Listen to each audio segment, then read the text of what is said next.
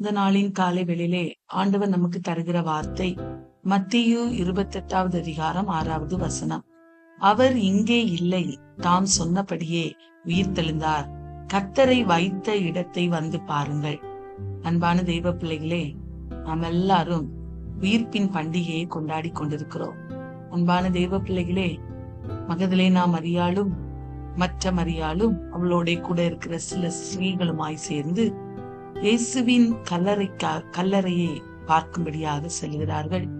அவர்கள் செல்லுகிறதான வேளையிலே அவர்கள் மிகுந்த பயத்தோடும் கலக்கத்தோடும் அந்த கல்லறையின் வாசலில வைக்கப்பட்ட கல் பெரிதாயிருந்தபடியினால் அந்த கல்லை நமக்காக யார் புரட்டி தள்ளுவார் என்று அவர்கள் ஒருவரோடு ஒருவர் பேசிக்கொண்டே அங்கே நடந்து செல்கிறார்கள். அந்நேரத்திலே அவர்கள் அங்கே போய் சேர்ந்த பொழுது அந்த கல் அவர்களுக்காக புரட்டப்பட்டிருப்பதை கண்டார்கள். பிரியமானவர்களே, அது மாத்திரமல்ல, அவர்களுக்கு ஒரு நல்ல செய்தியும் காத்திருந்தது. அவர்கள் இயேசு கிறிஸ்துவை மரித்தோரிடத்தில் தேடும்படியாய் போனார்கள். ஆனால் அவர்களுக்கு சொல்லப்பட்ட வார்த்தை என்னவென்றால், நீங்கள் மரித்தோரிடத்தில் அவரை தேட வேண்டாம், அவர் இங்கே இல்லை, அவர் தாம் சொன்னபடியே உயிர்த்தெழுந்தார்.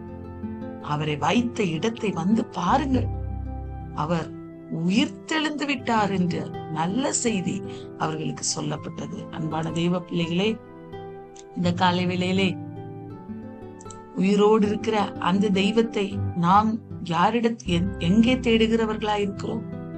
மரித்தோரிடத்துல தேடுகிறவர்களாயிருக்கிறோமா? அல்லது அவரை உயிருள்ளவராகவே இருக்கிறார், எனக்காக அவர் இன்னும் ஜீவித்துக் கொண்டிருக்கிறார், எனக்காக எல்லாவற்றையும் செய்ய வல்லவர் என்கிற விசுவாசத்திலே உறுதியாயிருக்கிறோமா என்பதை இந்த காலை வேளையிலே சிந்தித்து பார்க்க வேண்டும். அவர்கள் மிகவும் கலக்கத்தோடு அங்கு சென்ற போது அவர்களுக்காக அந்த கல்லை புரட்டி தள்ளி, அங்கே ஆண்டவர் இல்லை, அவர் உயிர்த்தெழுந்து விட்டார் என்ற நல்ல செய்தி அவர்களுக்கு சொல்லப்பட்டது. காலை வேளையிலே அந்த இயேசு, அந்த உயிர்த்த இயேசு இன்று நம்முடைய வாழ்விலும் அற்புதத்தை செய்ய வல்லவரார். அவர் நம் அருகாமையில் நின்று கொண்டிருக்கிறார். நம்முடைய சூழ்நிலைமை எவ்வளவு பெரிதா இருந்தாலும், நமக்காக இந்த காரியத்தை யார் செய்வார் என்று நாம் நினைத்து கொண்டிருந்தாலும், ஆண்டவர் இந்த காலை வேளையில அதை நமக்காக செய்ய அவர் உயிருள்ளவராய் எழுந்திருக்கிறார்.